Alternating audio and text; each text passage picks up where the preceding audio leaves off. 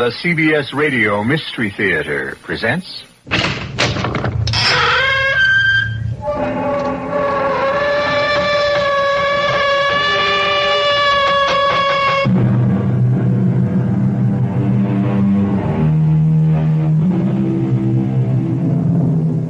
Come in.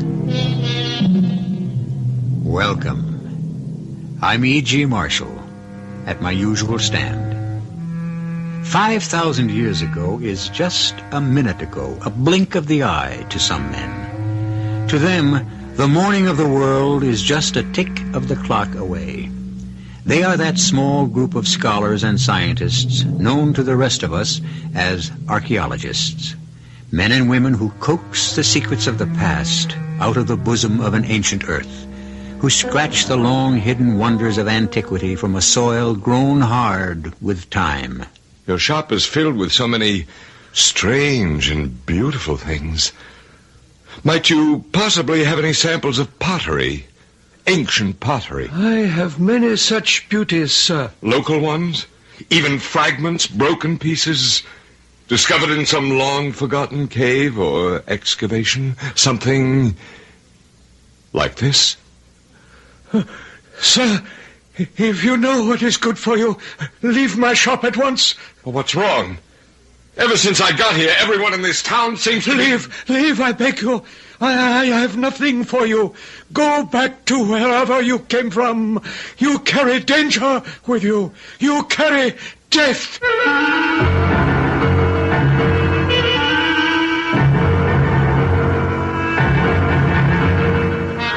Our mystery drama, Journey into Nowhere, was written especially for the Mystery Theater by Arnold Moss and stars Kurt Benson and Joan Lovejoy. I'll be back shortly with Act One.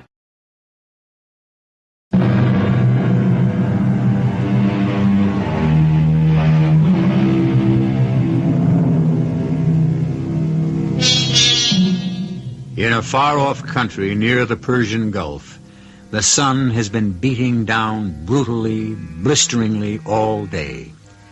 Now, with the day almost at its end, it begins to take on the shape of a huge kettle of burnished bronze.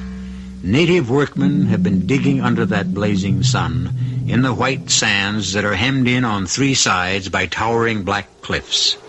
For weeks, they have been excavating on the site of an ancient civilization for a group of American archaeologists under the leadership of the distinguished scholar Dr. Carlo Oresti. Everybody! We're all very tired.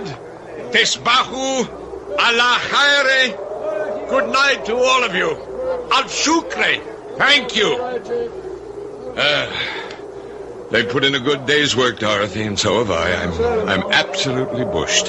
How about you? Oh, it's been a long day. And a disappointing one. Not much to show. Not because we didn't try, Dr. Oresti. Almost 2 months. All we've turned up are 2 or 3 promising leads. Now, when I was a student of yours not so long ago, you taught us that where there were promising leads, there was hope.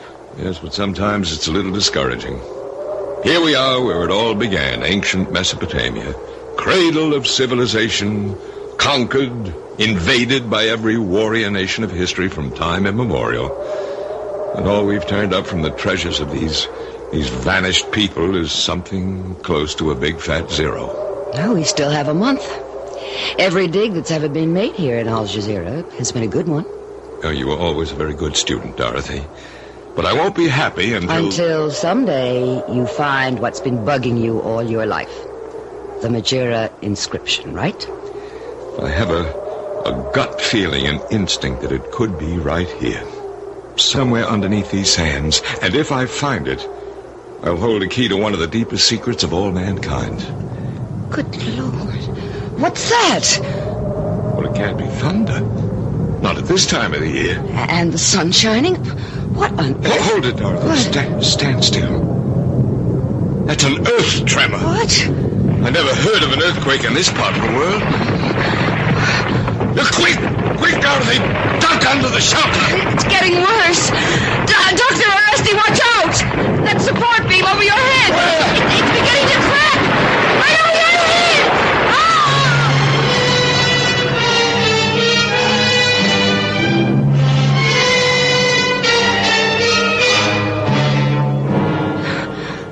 Are you all right? I think so. Little bump on the head. I guess I got away from that falling beam just in time. Well, that earthquake, or whatever it was, came out of nowhere. Strange. You think it might have disturbed anything in the dig? I doubted it. It didn't last more than several... Dorothy. What? Don't move. Stay right where you are. What is it? Look there. It's a shard. A piece of broken pottery. An earth tremor must have dislodged it, and we were standing almost on top of it. Get out your brush. Yeah. Clean away the sand as carefully as you can. It's beautiful. And we're the first to lay eyes on it in thousands of years. Careful. Look, there's writing on it. Around the circumference. Let's see. Oh, of course, that's pre-Hellenic Greek. 3,500 years old if it's a day. Erebos, Uranu, Meson, Ktonosti. Something about heaven and earth. A place of darkness midway between the deepest earth and highest heaven. Now, wait a minute, Dorothy. Look here. Look, around the edge, just before it breaks off. Well, that looks like Majira. Majira. Exactly. Dorothy, this is it. It has to be the Majira inscription. And look, this little piece of black glass over here. Well, that looks like obsidian. It's no bigger than a dime, shaped like a face, an animal's face, and a little hole at the top. And little ears and eyes. Like the tiny head of a sheep or a lamb.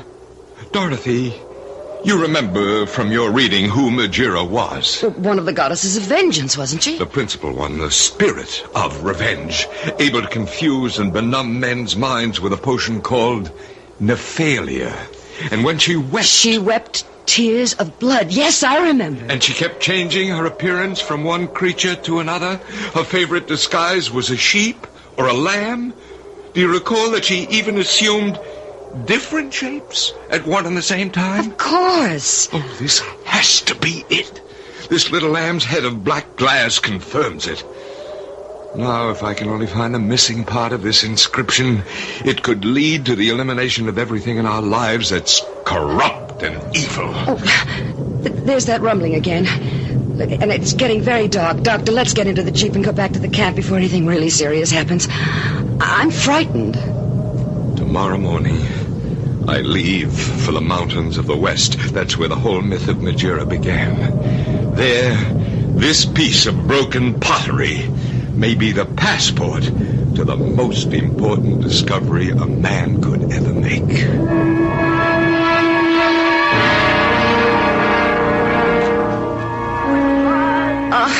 I wish you'd change your mind about this trip. Oh, there isn't a thing to worry about.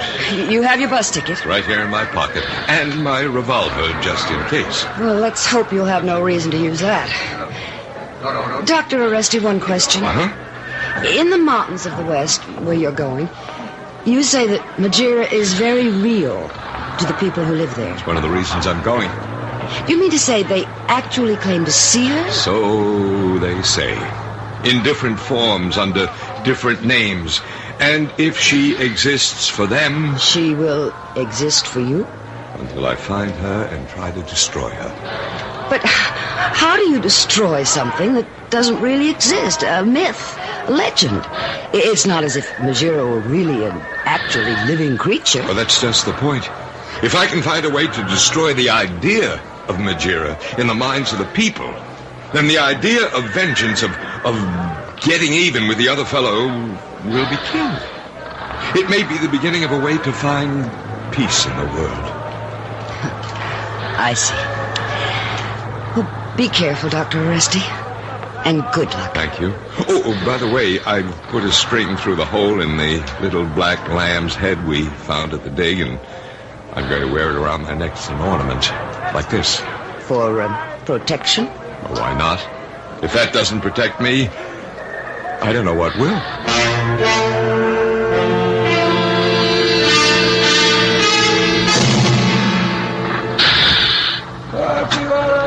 Porter!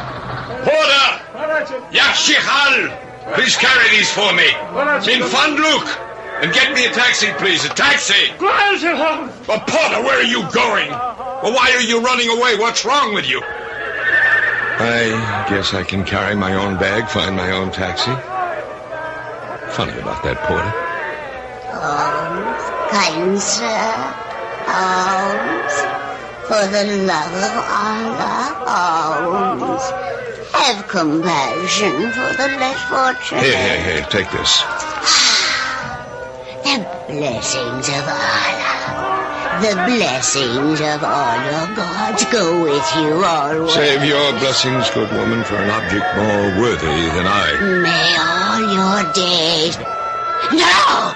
Allah protect me! Take your money. May God protect me from all evil. She threw away the money I gave her. Well, what can be wrong? Welcome to the Street of the Seven Silversmiths. Well, where did you... Permit me to introduce myself. Mahmoud bin Said, your most humble servant, proprietor of this modest shop behind you. House of Mahmoud, rarest curios. Won't you enter and grace my poor establishment with the honor of your presence? Look, Mr. Mahmoud, I've just arrived on the bus. It was a long, hot trip. All I want is a bed and a bath and a little rest. I understand perfectly. Won't you please step inside my shop, Mr... Oresti, Dr. Carlo Oresti. Well, if you insist, but just for a minute. Through these curtains, if you please. Welcome. This is my home as well as my shop, you see. May I offer you a glass of mint tea? Well, not at this moment, thank you. Oh, your shop is beautiful. Thank you. And what an assortment. Old Berber rifles, ancient knives, swords from all over the world. All of them razor sharp. Yes, and these strange masks. Grotesque statuettes. Why, with all these wonderful things you have here, would it be possible that you might also have samples of pottery, ancient pottery, shards, fragments, broken pieces that might have been found in this region, in caves, or in an excavation? Like this? A moment until I put on my spectacles. At my age it's necessary to... Dr. Oresti, if you know what is good for you, leave my shop at once. Well, what's wrong? Ever since I stepped off the bus, everyone in this town seems to be... Leave, I beg you. I have nothing for you, nothing. Go back to wherever you came from. You carry danger with you. You carry death. Go! Don't push me, please. Just tell me why and I'll go. Now, why does everyone run away from me? And what are you talking about? I carry danger. I carry death. That talisman, the little animal head you wear about your neck, you know its meaning. It is one of the faces of Magira.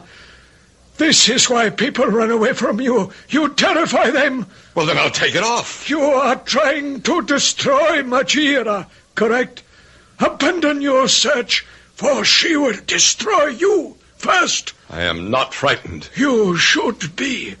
My people are, and they know Magira. She fills them with a terror that cannot be measured. You are familiar with her weapons? I think so. The tears that are not tears of salt, but tears of blood. The potion that dulls the senses. The many different shapes that she assumes to confuse you, especially that of the black lamb. I know them all. And you know that above everything else, Magira will stop at nothing to keep her secret hidden. The secret you are trying to uncover. I know the risk is great, and I'm willing to take it. What was that? Who's laughing? What laughter? I hear nothing. I could have sworn I heard the voice of a girl, a young girl, laughing. You imagined it, I am sure. Now, if you will permit me to show you a few of my treasures, If you will look over your head, just above the chair on which you're sitting. I see it. A coat of mail. No. Next to the coat of mail. What's that? That stuffed animal head mounted up there on the wall. Oh, no. It is nothing, Dr. Oresti. The local taxidermist had no room for it. He gave it to me. Well, why do you keep it? It's a curiosity. The head of one of our local mountain sheep. That laughter, it seems to be coming right out of the mouth of that lamb.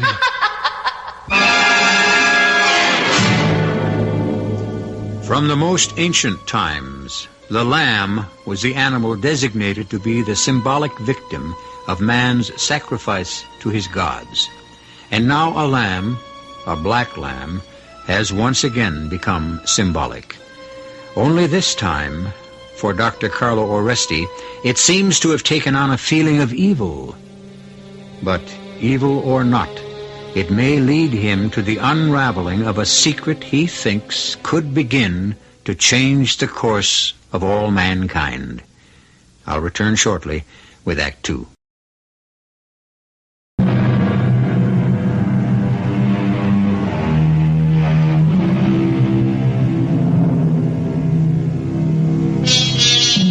Dr. Carlo Oresti, archeologist, has traveled halfway round the world searching for a piece of pottery thousands of years old.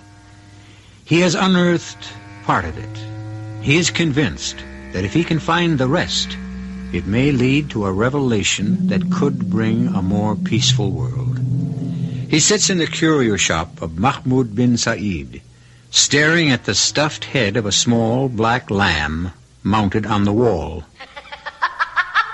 Who is that, Mr. Mahmoud? I told you, nothing... That laughter, it seems to be coming right out of the mouth of that stuffed lamb's head up there. Dr. Oresti, you are imagining... No. It's going outside into the street. Where are you going, Dr. Oresti? I must follow that laughter. No, stay where you are, please. Don't try to stop me. I'm following it. It keeps moving around. Well, now where has it gone to? May I help you, sir? Huh? Well, where did you come from? Does that matter? I am here. You are a stranger. You now have a friend. Well, that's very, very kind of you, I'm sure. You will need every friend you can get. You're a very interesting young lady, and a very pretty one, too. Beautiful, long black hair. Your words are most generous. Who are your parents? Where do you live? And, forgive me, please, but have you no better clothes than these that you wear? You question much. My parents, who knows? I live where I wish. These torn rags, I prefer them. Why have you come to this place? What are you hoping to find here? My work brings me here. I'm looking to uncover one of the deepest secrets of the world. What I should be looking for at this moment is a place to sleep. I've traveled a long way. I'm tired. At the end of this street, there is the Inn of the One-Eyed Camel. It will suit you. This thing you are looking for, whatever it may be, if you find it, what then? Well, then I will have things to do. You have an idea where to find what you are searching for? Maybe I do. Some place of darkness. What? A place of little light. Who are you? I am your friend. Trust me. But those words, where did... Too many questions. Come, take my hand. Something is happening to me. I find it difficult to breathe, to walk. You are tired from your long journey. Here, drink from this little flask. It will help you. Drink deeply. Good. It's so sweet. Like... Hold on to my hand. Don't let go. I think I'm going to faint. Girl, where are you? Where have you gone?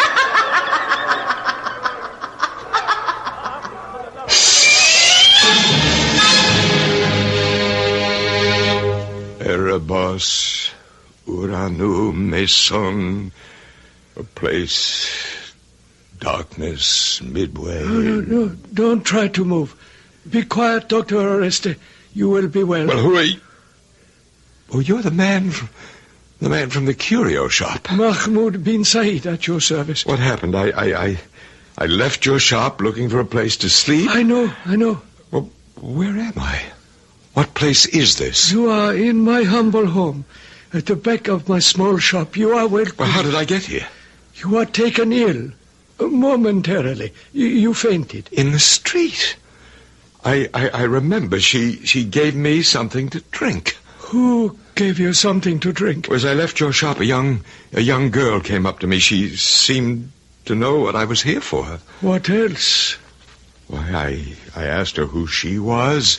She took hold of my hand. I grew dizzy. And she gave you something to drink, very sweet. Yes.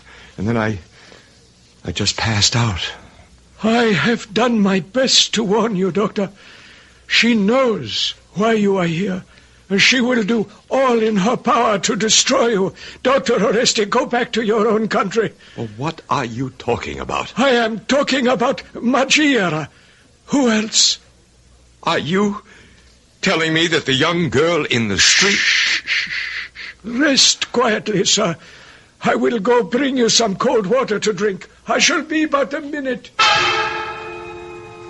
It's so dark in here I can hardly see. Is it night? You? The girl who... How do you feel?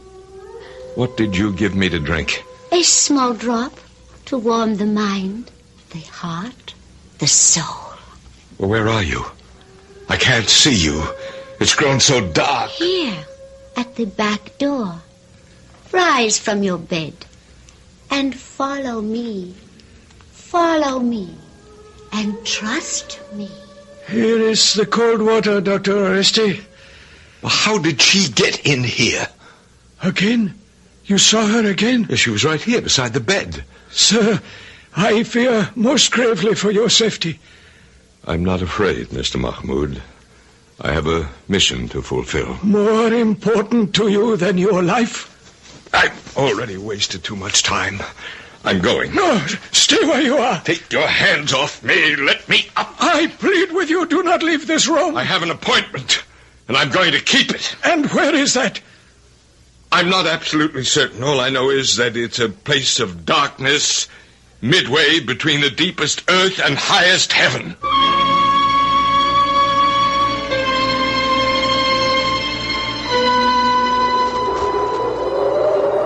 There is not much further to go. We are almost at the summit of the sacred mountain.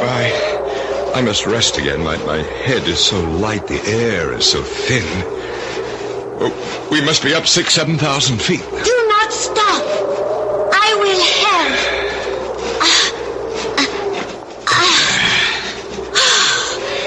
There. We have come to the summit, the very top of the mountain. Everything is pitch black. There's not a star in the skies. It is past midnight, and perhaps a storm comes. You will stay here with me? I led you here.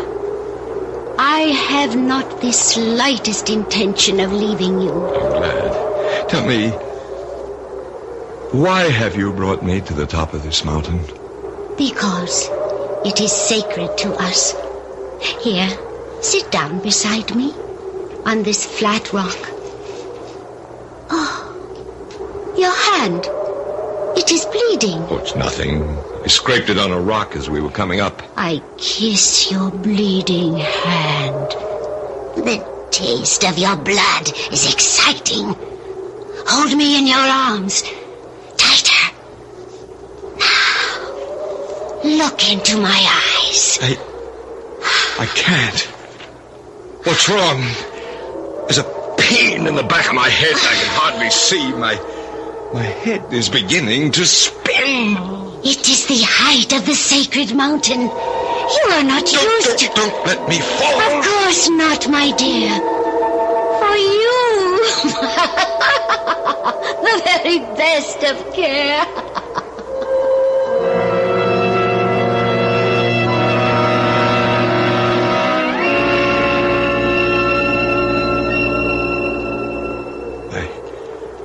I don't know what came over me. There was a stabbing at the base of my skull. You are a fool.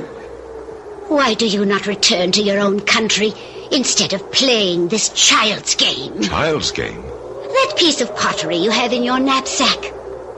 How do you know about that? I never told you. Ask no questions. That piece of pottery will lead you nowhere. It is meaningless. It won't be when I find the missing fragment. And you think you will find it? Where? A place of darkness. Midway between the deepest earth and highest heaven? Yes? You fool. Where do you think you are? This mountain is 8,000 feet above the level of the sea.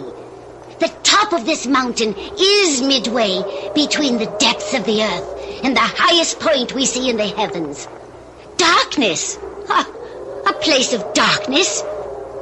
Can you see your own bleeding hand in front of your face, you blundering fool? How dare you talk to me that way? You struck me. You dared to strike me. Look. See what you have done. You're weeping. You have made me weep. Bring your lantern to my face. Tears are streaming down your cheeks. Tears of bright red blood. Now let me get my handkerchief. I'll wipe the blood from your cheeks. And what else do you see? My very good friend? Your face. Your face is changing.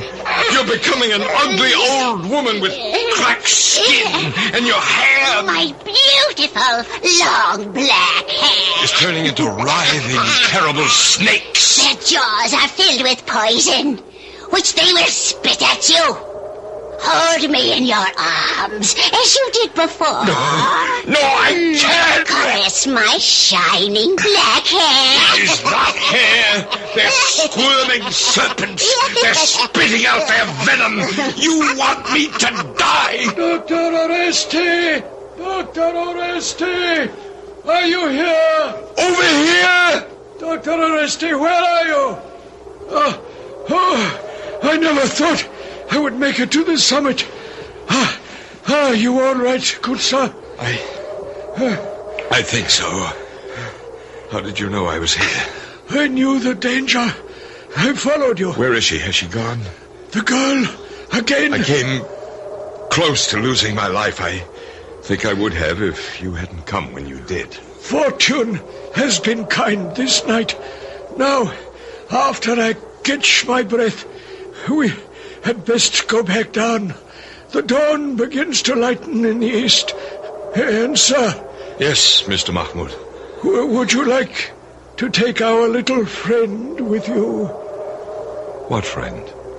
Where? Lift your light a little higher. There, on that flat rock. A beautiful little black lamb. I'll carry it down to the village. It just... Where is it? Where did it go? It disappeared.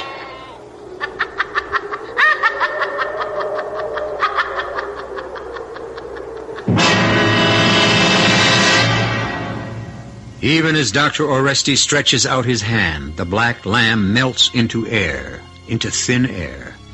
But just as there is a faith that moves mountains, that makes all darkness light, Dr. Oreste continues to believe. He has faith that he can find the means of destroying Majera, goddess of vengeance. And with that, a beginning to a more harmonious existence for all men. I'll return shortly with Act 3.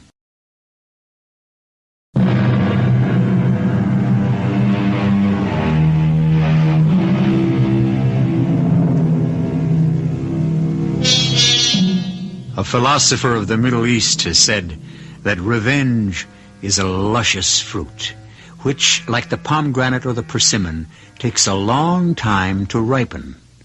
Once it comes to maturity, the taste is unmistakable, unique, and sometimes very sweet.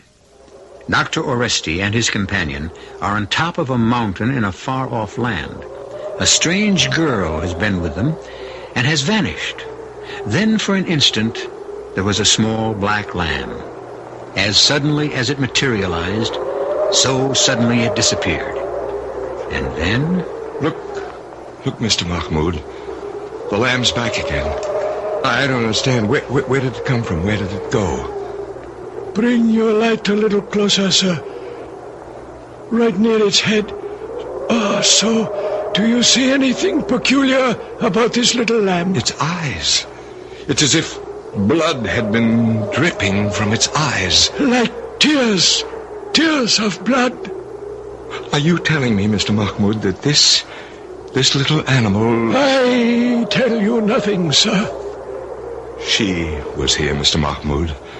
After a time we quarreled. She tasted my blood. She embraced me.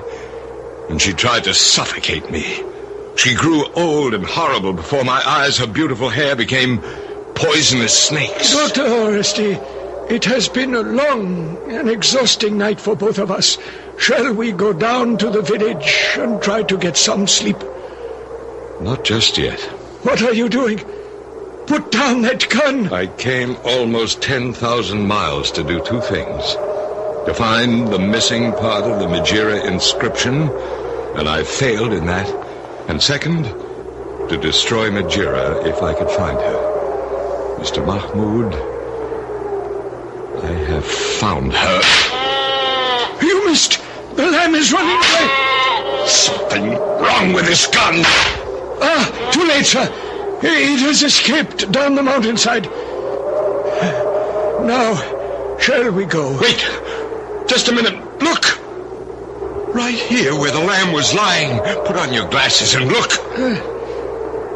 This broken fragment of pottery that the lamb was lying on. The same shape. The same colors. It has to be the rest of the Majira inscription.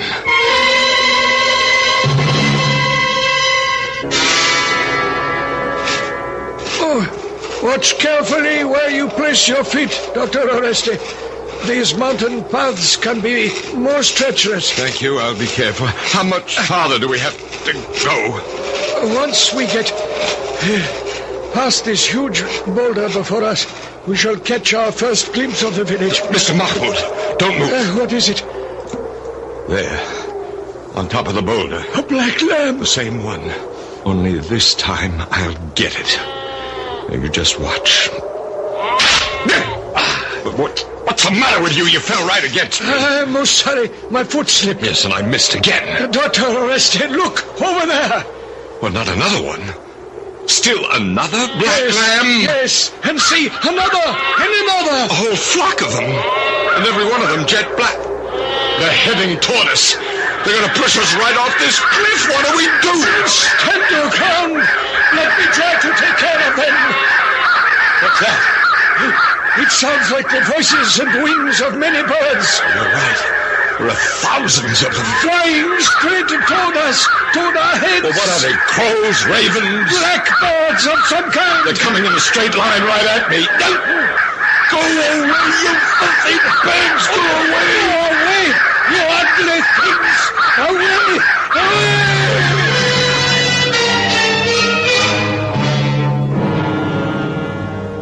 Another glass of hot mint tea, Doctor. Thank you. You know, I can't thank you enough for getting me down off the mountain safely. I thought those crows, or whatever they were going to blind me. They come sometimes. They think of other creatures as trespassers. Yes. Now, let's get back to this shard of pottery. Where did I put my spectacles? Ah, yes, here they are. You can see the two pieces fit together perfectly, as I suspected they would. The colors, the shape, the design, and the inscription, everything. Extraordinary. Now, if we can decipher it... I leave that to you, sir. Let's see, the first word looks like monoi, and then timoria, vengeance. Let's see now. Vengeance belongs... And then there's the other piece that fits in here that says to Magira. And then there's the word alone. Vengeance belongs to Magira alone. Now, follow the writing around the circumference. Tein, e, re, inen, se, he, something about peace. Yes, peace. Peace will be found... No. Must be found in... Yes, Dr. Aresti. In the heart of man. In the heart of man. You understand the meaning of what you hold in your hand? Well, of course. That the place of darkness midway between the deepest earth and highest heaven is the heart of man. And that's the place where real peace must be looked for. Most interesting. There is no goddess of vengeance, and there never was. She existed, if she ever did, only in the minds of the stupid and the ignorant. And now you will return to your own country, screaming to the world that there is no Magira?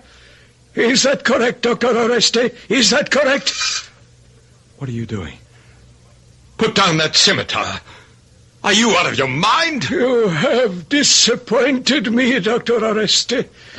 And more important, you have made me unhappy, most unhappy. It is not right for you to make me weep. It is wrong, Dr. Oreste, very wrong. Mr. Mahmoud, you are weeping. Weeping tears of blood. Of course, dear doctor. And now, would you like me to change my shape into a little black lamb, or an old and ugly hag with snakes for hair, or perhaps a beautiful young girl, or a flock of crows on the mountainside, and then back again to Mahmoud, this kindly, elderly merchant of curios? Name it. I shall become what you wish when you wish it. You are... You see, Magira does exist. Now that you know that, this blade will make a fast end to you and your large secret. No!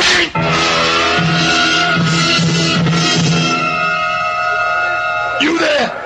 Police! Police, come! Come quick! What is it, sir? How can I be of help? I've just shot someone. Killed him, I think. In self-defense. Who did you kill? How? Where? Back there in the shop. The proprietor. The proprietor? What shop? Are you blind? The curio shop. I shot and killed the man who called himself Mahmoud bin Said. Mahmoud bin Said? That's not possible. Why not? Mahmoud has been dead for more than 200 years. What? My grandfather used to speak of him, and his grandfather before him. What on earth are you talking about? Mahmoud, the mad one. He was said to live here on this very street of the Seven Silversmiths, behind a kind of curio shop. The tale goes that the poor man was completely out of his mind, poor fellow. The family line ended with his death. And how? Just how did he meet his death? Well, the story is that his life was ended by a shot from a gun. And who shot this Mahmoud? A stranger. A man who for some reason was seeking revenge. Seeking revenge. Seeking revenge. Seeking revenge. Seeking revenge. Seeking revenge. Dr. Oresti. Doctor, how do you feel? Who is that? Dorothy. Don't try to move. You're going to be fine. Well, I don't understand. The earthquake. But it's all over now. Don't you remember? Earthquake? When you ducked into the shelter here, the big wooden beam over your head split and came right down on you. Of course, I remember. I tried to get out of the way, but I couldn't. No. You had me worried there for a bit. You were out cold for a good whole minute. A minute? You mean all that happened in just 1 minute? All what happened? Well, thanks to that conk on the head, I've been off on a very fascinating trip. A voyage to nowhere. Whatever that's supposed to mean. But tell me something, Doctor. Yes? That little thing you're wearing on a string. Where? Around your neck.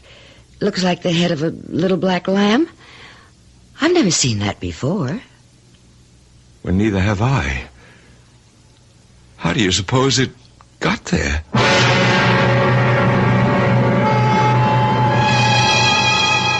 We began this tale by saying that 5,000 years ago is just a minute ago, a blink of the eye to some men. To them, we said, the morning of the world is just a tick of the clock away. For Carlo Oresti, it took just that 1 minute to carry him back hundreds of years to another time, another place, and another world. I'll be back shortly.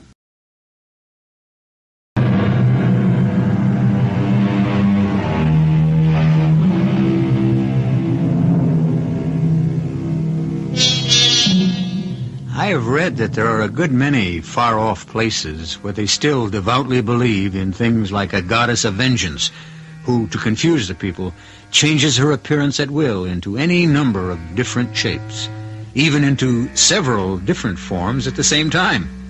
I'd love to see that for myself sometime, with one reservation. I'd like to get there by the usual means of transportation, and not by a zonk on the head. Our cast included Arnold Moss, Joan Lovejoy, Kurt Benson, and Evie Juster. The entire production was under the direction of Himan Brown. And now, a preview of our next tale. Could it be that you maybe said something, sometime, to someone that might have been better left unsaid? You think I'm some kind of nut? Of course not, but... Well, but what? Don't be so touchy, Eric. You could have said something. I could. Mother could. Not a word, not a word. I'm no fool, Alexis, not me. You just don't know who you can trust anymore. I guess there wouldn't be any more coffee, Mrs. Meade, would there? Maybe a few drops, Eric. Give me your cup. Well, something has been said, and if we're smart, Here you are, Eric. we'll find out what it was. Because one thing is sure, what happened with Mr. Gilbert Stainer today is only the beginning. Yeah. You know what I mean. What do you mean? Nothing, Mother. What? Oh, Mother, please, now Torture. don't start Torture, crying. that's what you mean. Even maybe death. This is E.G. Marshall inviting you to return to our Mystery Theater for another adventure in the macabre. Until next time, pleasant dreams.